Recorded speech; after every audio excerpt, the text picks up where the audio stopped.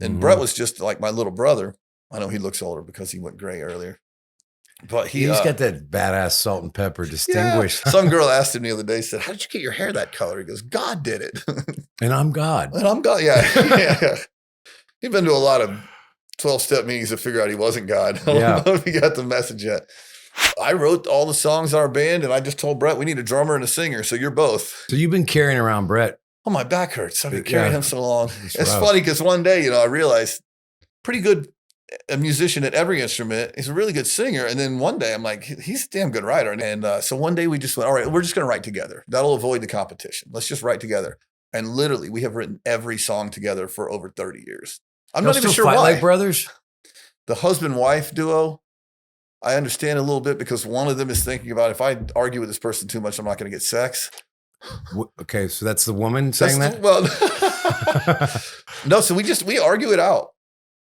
And there's no buffer zone. We're not really worried about the feelings. Do y'all do you two go with like new artists? All the time. I bet they are intimidated, man. And then we did this reality show called Barely Famous. I remember. Yeah. So it was, and we were at the height of like active alcoholism, let's say. And we did that show and it was fun and funny, but we got sober in the middle of that show. And then I think it would be funnier now, but for the last couple episodes, like, this isn't really that funny anymore. These guys are like hanging on for dear life, trying not to drink. Right. And at right around that time, we got our first hit we had written for someone else. We wrote a song for Faith Hill called The Lucky One. Mm-hmm. And it went to number 5 on the chart.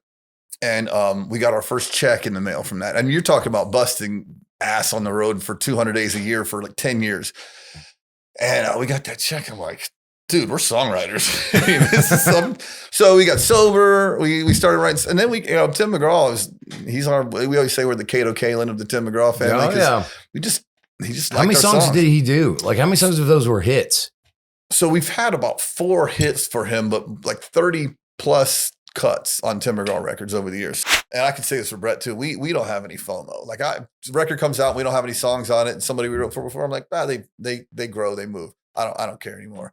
Life has kicked me hard enough to where I'm not worried about the little things. So I can actually, this is crazy, I can actually be happy for someone else now. It's not something that came naturally to me. I know you're getting greedy here. I can actually be happy for someone else. I can. That's fantastic. It's recent, sadly.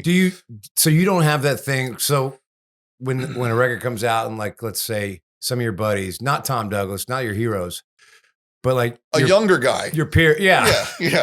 And they have a song that's great and it's a hit. Yeah. You don't have that tinge of jealousy? No. Yeah, me neither. As long as they're less successful than me. There we go. I mean, come on, man. Let's be honest. Jesus. No, I mean, there are friends of mine that have had, Ernest is like my little brother, this little guy, and he's crushing and having these hits, and I'm literally just happy for him. And up to now, none of it's been stuff we wrote with him, and we kind of started him out. But just using that as an example, and that's a recent thing in the last 5 years, 3 or 4 years, especially the last couple years. But I'm like, 5 years ago, did it kind of light a fire, or what? How did that affect you? Did it burn? No, I just piss and moan for a few days. There's a lot of new writers. Listen to my songs. They're better than song A that's on the radio at number 3 right now. I'm like, man, you can't look at it that way. You can't. And I haven't done that in a long time. Right. Well, my songs are better than this. It's a subjective thing that we're in. Who knows? Hey, I can't be that guy anymore either. We wrote Red Solo Cup. I can't have an ego about what becomes a hit. You know what I mean? It's funny how a song like that'll humble you. Was that a 10-minute song? Did you write that with Toby?